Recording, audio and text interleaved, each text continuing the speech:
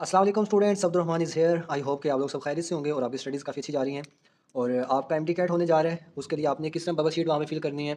ये वीडियो को बहुत तवज्जो से देखिएगा। देखें, आपने ये चीज़ें सारी पढ़ी होती हैं और आप जब परफॉर्म कर रहे होते हैं तो आपको पता है फिजिकल टेस्ट हो रहा है, पेपर पे टेस्ट हो रहा है। तो अगर वहाँ पे आप कोई भी इस तरह की मिस्टेक करेंगे, अगर आप वहाँ पे बबल शीट अच्छे से नहीं फिल करें, तो ये आपके लिए मसला बनेगा। जो आपने इतनी देर मेहनत की वो किसी काम फिर नहीं आएगी।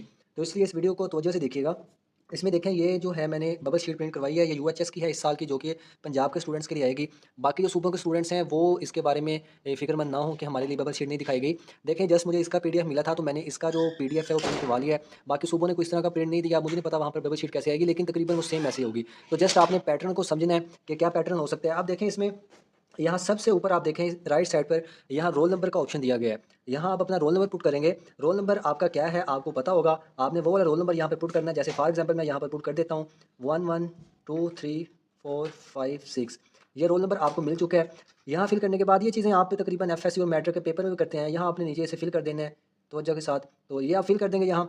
और अब यहाँ पर देखें तो ये हमें ऑप्शन दिए गए हैं यहाँ पे, यानी कि ये ब्लैंक्स हैं। यहाँ नेम आपने लिखना है अपना। आपका क्या नेम है, नेम आप वही लिखेंगे जो आपका सीएनएसी पर या बेफाम पर नाम है, वो आप लिखेंगे। फादर्स नेम लिखेंगे। रोल नंबर आप लिखेंगे जो यहाँ ऊपर लिखा है।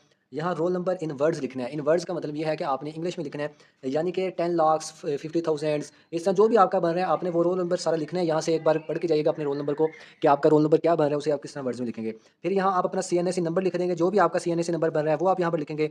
यहाँ क्वेश्चन पेपर आईडी, अब ये सबसे इंपॉर्टेंट चीज़ है। ये क्वेश्चन पेपर आईडी जो है, ये आपने कहाँ से लेनी है, आपको कैसे मिलेगी। आपको जो पेपर डिस्ट्रीब्यूट किया जाएगा उसके ऊपर 4 आईडीज़ दी जाएंगी। हर सूबे के लिए बता रहा हूँ, वहाँ पर ऐसे ही होगा क्योंकि शफलिंग होती है पेपर में।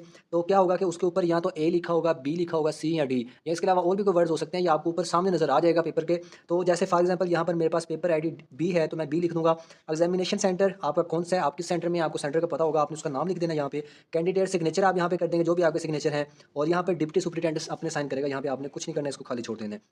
अब यहाँ पर इंस्ट्रक्शंस आपने पढ़ लेनी है तो वजह से वहाँ पर एक बार बैठ के यहाँ आप देखें तो यहाँ लिखा है कि use blue ball pen only. ये पंजाब वालों के लिए बता रहा हूँ कि आपने जस्ट वहाँ पे ब्लू बॉल पेन यूज़ करनी है। मार्कर को यूज़ ना कीजिएगा, उससे ये थोड़ा काम खराब हो सकता है कि आपकी बबल्स जो हैं वो अच्छे से फिल नहीं होंगी। बाकी fill please fill in the MC कुछ paper ID and roll number correctly, यानी रोल नंबर और जो आपका पेपर आईडी है ये बहुत इंपॉर्टेंट है। बाकी चाहे सारी चीज़ें आपकी ये नेम वगैरह जो चीज़ें हैं वो सारी चाहे गलत हो जाएं, लेकिन ये रोल नंबर और ये पेपर आईडी आपकी सही होनी चाहिए।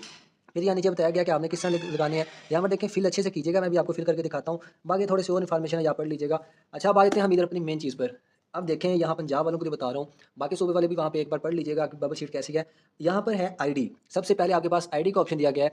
तो यहाँ पर आपको जो आईडी दी जाएगी आपने वो फिल करनी है। फॉर एग्जाम्पल मेरे पास बी आईडी है तो मैं ये बी वाले जो बबल है इसको अच्छे तरीके से फिल कर दूंगा। आपने इसे अच्छे तरीके से फिल करना है। ये ना तो आपके ये बबल जो है बाहर जा रही हो सर्कल से, तो इसे तवज्जो से फिल कीजिएगा। बाकी फिर आपका पोर्शन शुरू हो जाएगा। किसी बच्चे के पास पहले बायो का पोर्शन होगा, किसी के पास केमिस्ट्री का, किसी के पास फिजिक्स का। तो जो भी पोर्शन हो आपने उसके अकॉर्डिंग चलना है। देखें, अगर मैं क्वेश्चन नंबर कर रहा हूँ 1 से स्टार्ट कर देता हूँ। 1 का जी मैं ए लगा लेता हूँ यहाँ पे।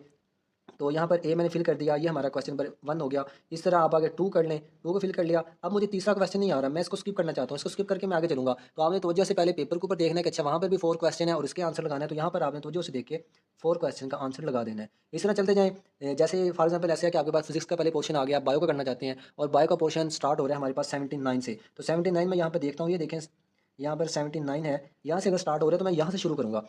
यहाँ से इसका ऑप्शन डी भरना है तो मैं यहाँ पर डी इसका जो सर्कल है वो कर दूंगा। यानी इस तरह आपने बबल फिल करनी है कि आपका सर्कल से ये जो इसकी इंक है वो बाहर ना जाए। बॉल पॉइंट आपके लिए अच्छी रहेगी। पेन ना पेन लेके जाएं, ना मार्कर लेके जाएं, बॉल पॉइंट लेके जाएं। और जो सिंपल बॉल पॉइंट है वही काफ़ी रहेगी। तो ये तरीका कार है कि आपने वहाँ पर कैसे फिल करना है। और यहाँ पे एक ये सीरियल नंबर लिखा हुआ है, यहाँ पे देखें ये सीरियल नंबर आपको वहाँ पेपर के ऊपर मिल जाएगा। वो आपको बता देंगे, इसकी आपने टेंशन नहीं लेनी, या वहाँ पर पहले से ही वो प्रिंटेड होगा। तो ये इन्फॉर्मेशन अगर फिर भी आपको कोई चीज़ समझ नहीं लगती तो आप पूछ सकते हैं। दुआ में याद रखिएगा। फ़ी अमानिल्लाह।